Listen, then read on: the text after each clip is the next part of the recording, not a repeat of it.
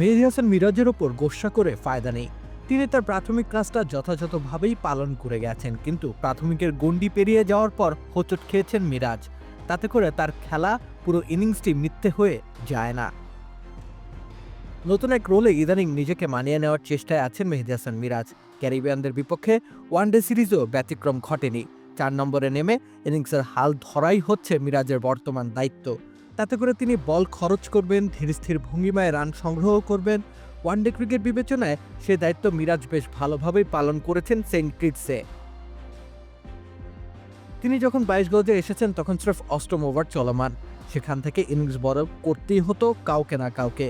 সে কাজটা যথাযথভাবেই করে গেছেন মিরাজ, যদিও এই কাজে তাকে সহায়তা করেছেন ওয়েস্ট ইন্ডিজের কেসি কার্টি। ১ রানের মাথায় ও ৩১ রানের মাথায় ২ বার মিরাজে ক্যাচ ফেলেছেন কার্টি।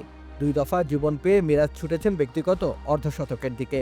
লেবুর সুঘ্রাণ আরো বেশি, ত্বকের যত্ন আরো বেশি, চলে আরো বেশি। আপনার পকেটে কি বিদেশি না বাংলাদেশি? অর্ধশতক থেকে শতকের দিকে ঠিকই ছিল মিরাজের নজর, কিন্তু গিয়ার শিফটিংয়ের দ্বিতীয় দায়িত্বটি ঠিকঠাক পালন করতে পারেননি মিরাজ। কিন্তু চেষ্টা ঠিকই করেছেন। যে বলটিতে তিনি আউট হয়েছেন সেই বলটিতে তুলে মারতে চেয়েছেন। ম্যাচের ৩৮তম ওভারে সেট ব্যাটার হিসেবে হাত খুলে খেলার দায়িত্ব তাকেই নিতে হতো। তিনি রান তোলার গতি পরিবর্তনে আটকে গেছেন জায়ডান সিলসের বলে। তাতে করে ৭৪ রানে থেমেছে মিরাজের ইনিংস। ১০১ বলের এই ইনিংসটিকে শেষ অবধি হয়তো দৃষ্টিকটু মনে হতো না যদি মিরাজ দ্বিতীয় দায়িত্বটা যথাযথভাবে পালন করতে পারতেন।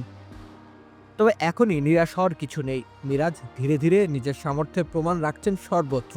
ব্যাট হাতে প্রমোশন পেয়ে অ্যাঙ্কর হওয়ার দায়িত্ব তুলে নিয়েছেন নিজের কাঁধে।